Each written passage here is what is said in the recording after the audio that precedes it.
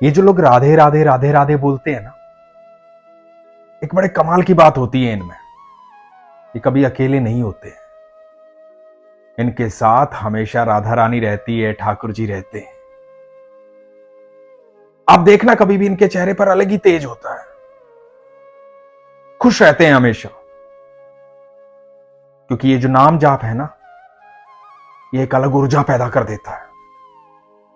आपके चारों तरफ एक ऐसा घेरा तैयार करता है जो आपको सुरक्षित रखता है। किसी को दिखाई नहीं देता है, लेकिन होता है। इसी बात से जुड़ा हुआ एक प्रसंग आपको सुनाता हूं, एक अद्भुत प्रसंग। बड़े ध्यान से सुनिएगा। हरे कृष्ण दोस्तों, मैं हूं अनुज शर्मा। दिल्ली नजफगढ़, वहां रहती हैं ममता ढिंगरा ठक्कर। ममता ढिंगरा ठक्कर बताती है कि उनका पूरा परिवार ठाकुर जी का अनन्य भक्त है।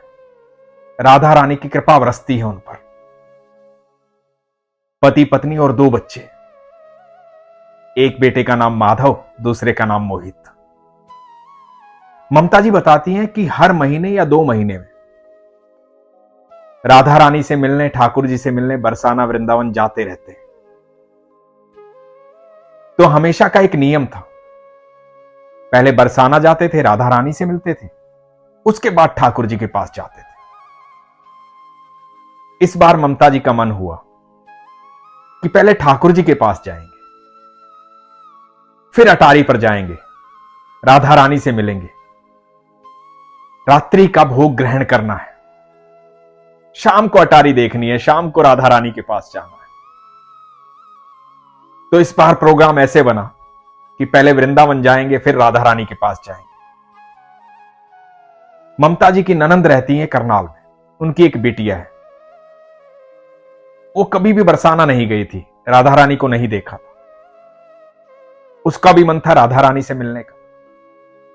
तो करनाल से ननंद आ गई अपनी बिटिया को लेकर के, और इनकी ननंद, उनकी बिटिया, इनके दोनों बेटे, इनके पति और ममता जी। पूरा परिवार 7 फरवरी 2024 को सुबह 5 बजे नजफगढ़ से निकलता है वृंदावन के लिए। वृंदावन पहुंचता है, ठाकुर जी के दर्शन करता है। ममता जी बताती हैं कि आपके अनुभव रोज सुनती हूं। लोगों के अनुभव सुनते सुनते मन में प्रगाढ़ आस्था हो गई है, विश्वास हो गया, प्रेम तो ठाकुर जी से हमेशा से। आप हमेशा कहते हैं कि ठाकुर जी से बात करो जाकर के, ठाकुर जी के दर्शन करने मत जाओ, ठाकुर जी से मिलने जाओ। तो इस बार ममता जी ने सोच लिया था कि ठाकुर जी से मिलने जाऊंगी। ममता जी बताती हैं कि मैं ठाकुर जी के पास गई, ठाकुर जी से जाकर के पूछा, ठाकुर जी आप कैसे हैं। इस बार ठाकुर जी से बातें की, प्रेम भाव की बातें, अपने मन की बातें। ममता जी बताती हैं 1 बजे के आसपास ठाकुर जी के दर्शन करने के बाद, निधिवन जाने के बाद, सेवा कुंज जाने के बाद, यमुना महारानी के दर्शन करने के बाद बरसाना के लिए निकले। 4 बजे के आसपास जब बरसाना की तरफ बढ़ रहे थे तो बरसाना का रोड जो है वो बंद था। तो हाईवे से जाकर के यू टर्न लेना था। तो गाड़ी हाईवे से यू टर्न लेने के लिए गई, और जैसे ही यू टर्न लेने लगे, एक ट्रक आया और ट्रक ने गाड़ी को आकर के जोर से टक्कर मारी। ममता जी बताती हैं कि मुझे ठाकुर जी के मंदिर से एक बांसुरी मिली थी, गोस्वामी जी ने दी थी। वो बांसुरी मेरी गोदी में थी। परिवार निरंतर नाम जाप करता ही रहता है, ठाकुर जी की, राधा रानी के रंग में रंगा ही रहता है। इधर ट्रक ने टक्कर मारी, इतनी जोरदार टक्कर मारी, उसके बावजूद भी गाड़ी पलटी नहीं, गाड़ी पूरी टूट गई। यह हिस्सा था ड्राइविंग साइड का। ममता जी बताती हैं कि इनके पति ड्राइव कर रहे थे। पीछे वाली सीट पर बेटा शीशे का सहारा लेकर के सो रहा था। उसी साइड ट्रक ने टक्कर मारी थी। गाड़ी के आगे का शीशा पूरा टूट गया था। यह दुर्घटना बहुत बड़ी थी, लेकिन कमाल की बात यह थी किसी को खरोच भी नहीं आई। ममता जी बताती हैं कि पहली बार यह एहसास हुआ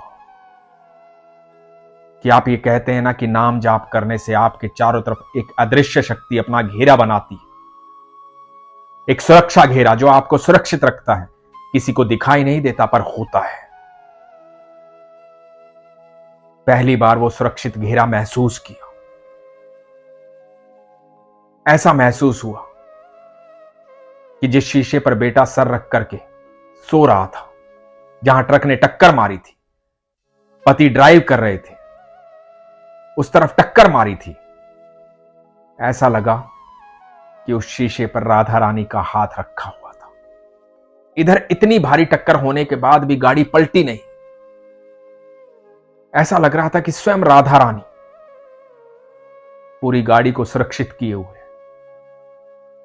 दुर्घटना बहुत बड़ी थी, लेकिन खरोच भी नहीं। जीवन के इतने सालों में पहली बार यह एहसास हुआ कि स्वयं राधा रानी, स्वयं ठाकुर जी हर पल साथ है। पूरा परिवार सुरक्षित रहा। ये साक्षात भगवान की कृपा है। जब ईश्वर में प्रगाढ़ आस्था होती है तो ईश्वर स्वयं साथ रहते हैं। यकीन मानना, जो ये राधे राधे बोलते हैं ना, जो ये कृष्ण कृष्ण बोलते हैं, जो महामंत्र का जाप करते हैं, हरे कृष्ण कृष्ण कृष्ण हरे हरे, हरे राम राम राम हरे हरे, जो मंत्र जाप करते हैं, जो भगवान के सानिध्य में रहते हैं, भगवान की शरण में रहते हैं, यकीन मानना वो अकेले कभी नहीं रहते हैं, कभी भी अकेले नहीं रहते हैं। ईश्वर हर पल उनके साथ रहते हैं। इस अनंत ब्रह्मांड में ऐसी कोई नकारात्मक ऊर्जा नहीं, जब आप ईश्वर के सानिध्य में हो तो आपसे वो टकरा सके। आपकी ऊर्जा सकारात्मक हो जाती है। सिर्फ आपकी ऊर्जा सकारात्मक नहीं होती, आपके इर्द गिर्द सबकी ऊर्जा सकारात्मक हो जाती है। ईश्वर का एक बच्चा किसी भी बड़ी संगत में बैठा होता है तो उस संगत का रूप बदल जाता है, वहां के विचार बदल जाते हैं, क्योंकि वहां ईश्वर साक्षात होते हैं। आप जब भी किसी ऐसे व्यक्ति से मिलोगे ना जो ईश्वर के भाव में रहता है, ईश्वर का नाम जाप करता है, एक बार 5 मिनट उनके साथ बैठ के देखिएगा।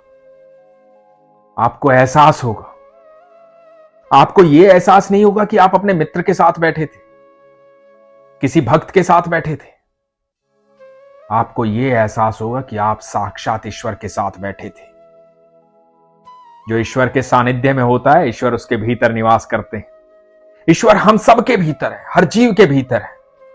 लेकिन जब आपकी आस्था प्रगाढ़ हो जाती है तो वो जागृत हो जाते हैं, और जब वो जागृत हो जाते हैं तो आपके भीतर वो सबको दिखाई देते हैं। आपका ऑरा बदल जाता है, आपके चेहरे पे एक अद्भुत तेज आ जाता है, आपकी वाणी प्रभावशाली हो जाती है, लोग आपसे मिलकर प्रसन्न हो जाते हैं। आप कितने भी दुखी हो, कितने भी परेशान हो, कितने भी भयभीत हो, कितने भी डरे हुए हो, जब पल भर के लिए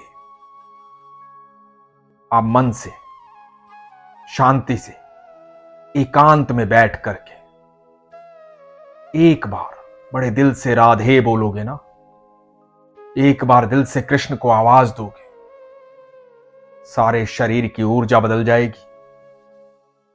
आप सब जानते हैं, भरी सभा में जब किसी ने नहीं सुना था तो द्रौपदी ने एक ही बार कहा था, हे कृष्ण, और कृष्ण पल भर में वहां थे। मैं बड़े यकीन से कहता हूं, एक बार विश्वास से पुकार कर देख लेना मेरे ठाकुर को। मेरे ठाकुर अपनी अनुभूति करवा देंगे, राधा रानी अपनी अनुभूति करवा देगी, बस विश्वास होना चाहिए।